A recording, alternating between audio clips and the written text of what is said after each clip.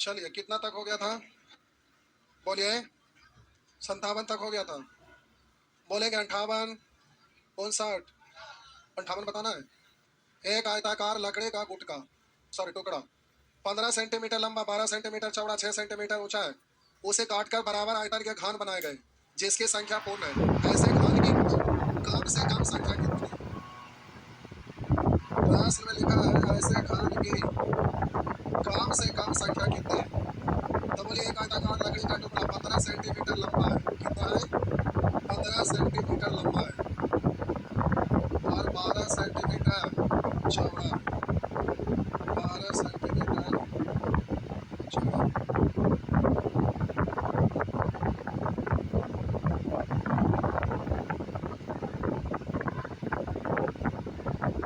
और 6 सेंटीमीटर ऊंचा, 6 सेंटीमीटर ऊंचा।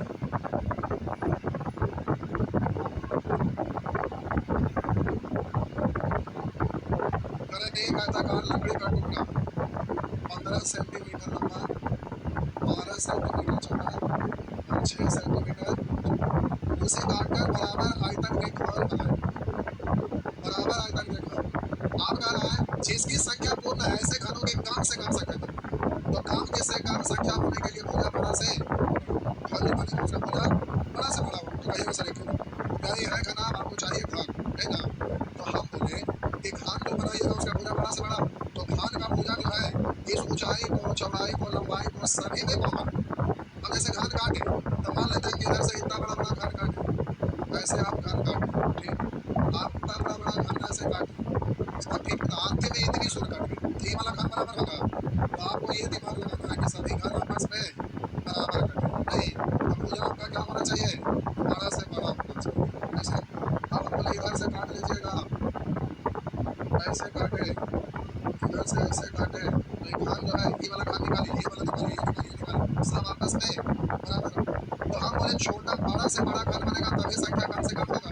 तो घान का जो भुजा होगा ना, इन सभी भुजा को काटने वाला ताकि पूरा पूरा घान कट कर निकल जाए। अर्थात 15 12 6 का HCF काट दे यानी HCF। तो 15 12 6 का HCF।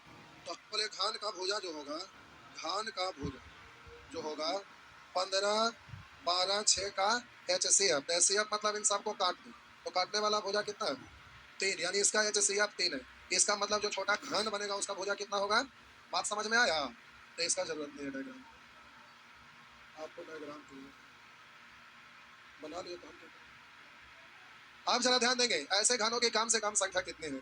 छोटे घनों की संख्या जो होगा, प्यारे बड़के को ना काटे हैं, तो इस घन का आयतन होगा लंबाई गुने चौड़ाई गुने, और एक जो घन काटा उसका आयतन होगा 3 गुने 3 गुने, और लंबाई चौड़ा ऊंचाई घन का सभी भुजा बराबर होता है। घन मतलब सभी भुजा बराबर है। काट दीजिए 3 से 6 2 बार, 3 से 12 4 बार, 3 से 15 5 बार। तो इस तरह से 5 4 20 तो नहीं, तो इसकी संख्या कितना हो जाएगा? 26। ठीक है, ठीक है। अरे बोलिए ना हाँ या नहीं। आ गई।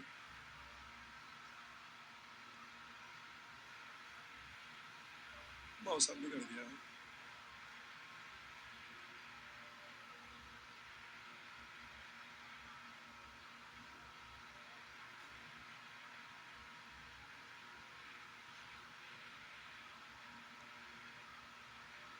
बोलिएगा 59। ये है प्यारे 59। 12 सेंटीमीटर भुजा के घनाकार धात्विक ठोस को पिघलाकर 4 सेंटीमीटर भुजा वाले कई घान बनाए जाते हैं। तो घान में लिखा नहीं थे नहीं, तो घान में कोई बात नहीं, सब भुजा बराबर है, तो करेंगे वही कम खाली सबकी जगह बराबर रहेगा। कर 12 सेंटीमीटर भुजा के घनाकार धात्विक ठोस को पिघलाकर 4 सेंटीमीटर भुजा वाला कई घान बनाए जाते हैं। उन्हें एक पंक्ति में रखकर सजाने से प्राप्त आकृति का संपूर्ण पृष्ठ क्षेत्रफल वर्ग सेंटीमीटर में क्या होगा? तो 12 सेंटीमीटर भुजा के घनाकार धात्विक ठोस को पिघलाकर 4 सेंटीमीटर भुजा वाला घन बनाया गया। तो संख्या क्या होगा जो बता सकते हैं ना? तो घन का आयतन होता है लंबाई गुने चौड़ाई गुने ऊंचाई, घन भी तो वही होगा, और इसका भुजा है 4। तो बोलिए कै गो? तो इस तरह से हो गया, कै गो घन बनेगा? आप कह रहे हैं ना उन्हें एक पंक्ति में रखकर सजाने से प्राप्त आकृति का संपूर्ण क्षेत्रफल।